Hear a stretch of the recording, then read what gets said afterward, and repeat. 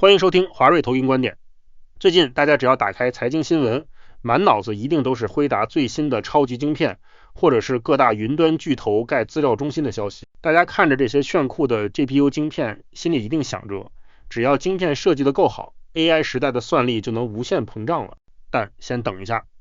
如果你觉得算力的极限只取决于那颗几公分大小的晶片，那摩根大通最新发布的全球被动元件与 MLCC 产业深度报告绝对会彻底颠覆你的认知。小摩在报告中拉响了红色缺货警报，大胆预言一场席卷全球一路直奔2028年的被动元件大缺货潮已经悄悄拉开了序幕。这一次因为 AI 伺服器对电流稳定性的极苛刻要求，高阶电容的制造难度呈现非线性狂飙，甚至逼得大厂的高阶规格良率惨烈崩跌了整整6倍。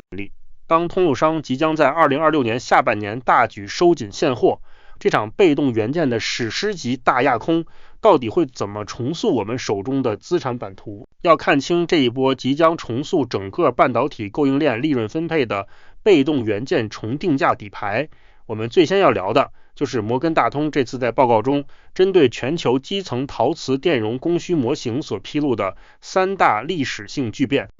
很多人可能会问，什么是 MLCC？ 它跟 AI 到底有什么关系？小摩指出，基层陶瓷电容被誉为工业的燕麦，是所有电子设备中用来稳定电流、过滤杂讯最底层的被动元件。在过去，一台普通手机需要几百颗 MLCC， 一台电动车需要几千颗。但现在，在 AI 伺服器的极限算力时代，为了保障 GPU 在瞬间脉冲电流下不被烧毁，单台 AI 伺服器的 MLCC 消耗量直接跨越了10000颗起跳的恐怖门槛。第一是超越历史的极端供需失衡。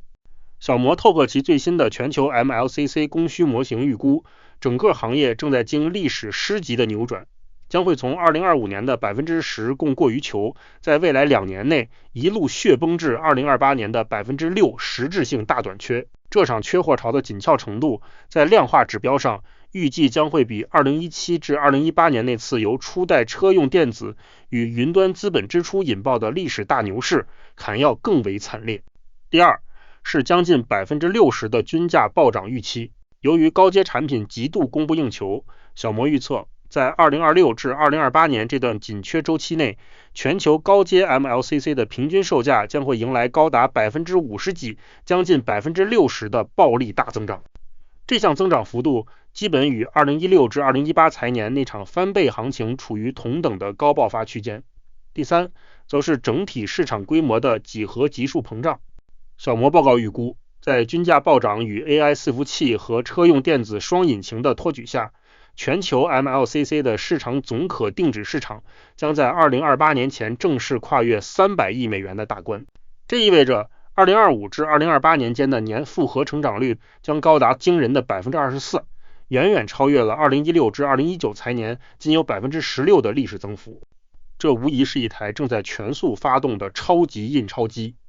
然而，在需求爆棚与300亿美元市场规模的背后，为什么大厂们不能像过去那样随便开个产线就把产能补上去呢？这就涉及到小摩在报告中首次为我们深度揭秘的高阶 MLCC 规格良率崩跌6倍的物理死穴了。大家可以试着想一想，要让 MLCC 满足 AI 伺服器高频、高压、大容量的苛刻要求，在物理世界上，大厂们必须在仅有几微米的极致空间里，将上千层的陶瓷介质和金属电极进行完美的交替堆叠。防守这项制程的难度已经逼近了当前材料物理学的极限。摩根大通透过实地调研解密，随着技术规格向着超高电容量和极窄公差过渡，高端 MLCC 在堆叠、烧结以及先进封装过程中的良率折损，在近期呈现出了非线性的脉冲式暴增。与常规产品相比，最新一代高端 MLCC 的制造良率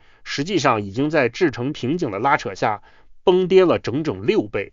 这项高达6倍的良率崩跌，在实体世界上等于是给全球高阶被动元件产能套上了一个死死的物理天花板。这意味着即使大厂们砸下1000亿日元去扩建厂房，他们所能产出的符合 AI 合规标准的实质高端电容数量依然会受到这6倍良率重力的无情压制。这也是为什么小摩敢于铁口直断，这波大缺货将会像钢筋水泥般稳固，一路无情地蔓延到2028年底。更让全球长线避险资金感到神经高度紧张，甚至开始提前抢筹的，则是即将在2026年下半年全面引爆的通路商收紧现货大作战。很多人以前总是抱怨被动元件是一个高度依赖消费性电子如手机、电脑景气波动的辛苦产业，觉得现在手机买气那么冷清，被动元件怎么可能大涨？但这一次，通路商和分销管道的动作将会彻底击碎你的常识。摩根大通在报告中指出，虽然目前的终端消费电子需求依然面临挑战，但敏锐的通路商和一线分销商早已透过其与大客户的采购沟通，提前察觉到了高阶 MLCC 产能正被 AI 伺服器与低轨卫星大举虹吸的危机。为了在即将到来的史诗级缺货潮中赚取不对称的暴利，通路商们正在计划从2026年下半年开始，主动采取大举收紧现货、限制出货额度并囤积库存的战略动作。这项通路端的囤货防守将会在极短时间内将现货市场上的高阶 MLCC 价格推向非线性的暴涨通道。当那些还在观望的客户在下半年突然发现自己拿不到货，面临断料风暴时，一场被迫在现货市场高价抢购的高温热浪将会直接把 MLCC 的整体价格中枢强行拉升到全新的高度。基于这项强大的定价权回归，摩根大通在报告中为全球投资者指明了一条极具原创性与防御性的跨区域配置路线。